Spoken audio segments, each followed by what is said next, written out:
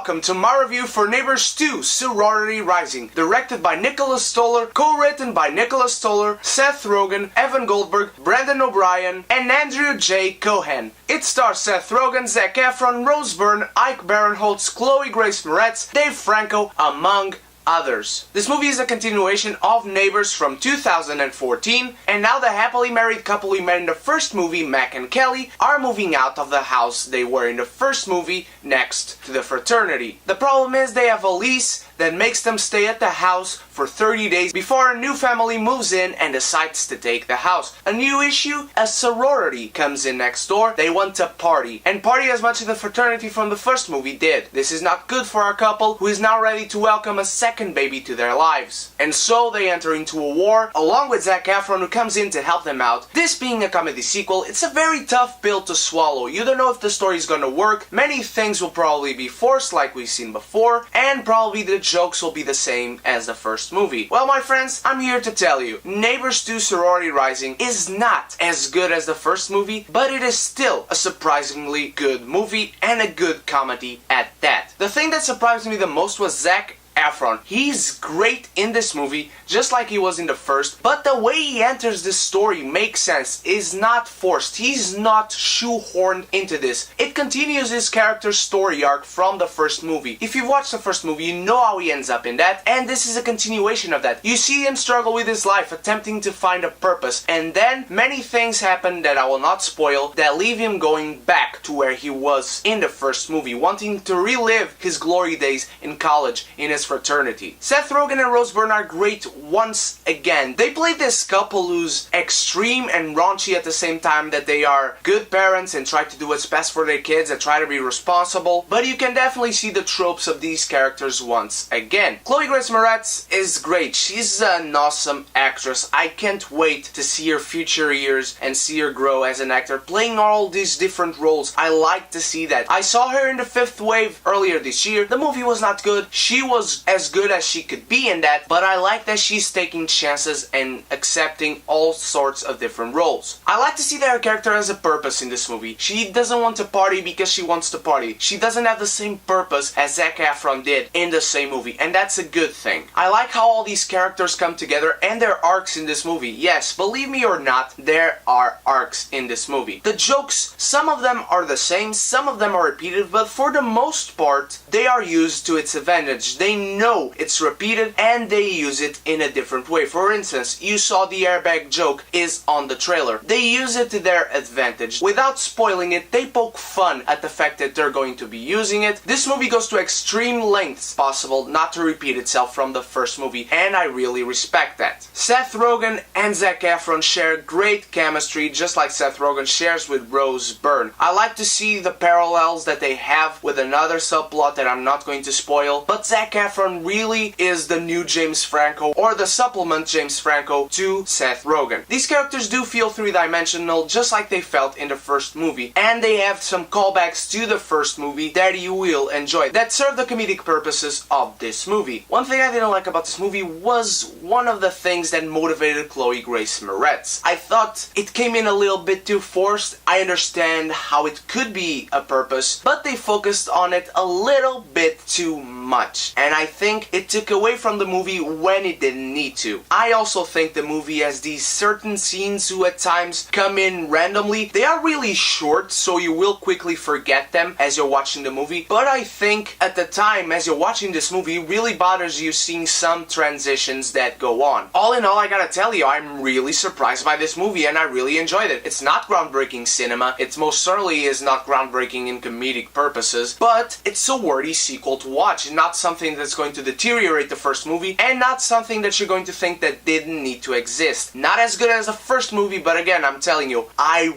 really enjoyed that movie. I think it's an awesome comedy. For Neighbours 2, I will tell you that it is indeed a martini. It's a good time, anytime.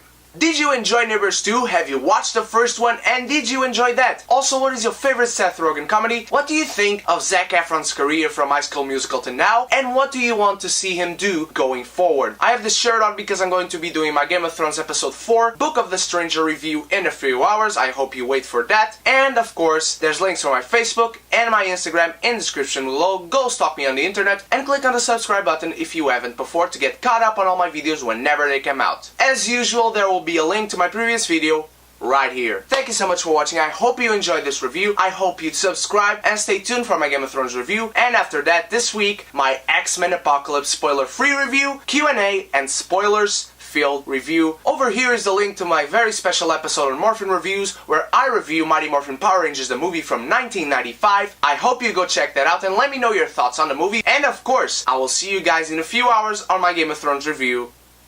Cheers.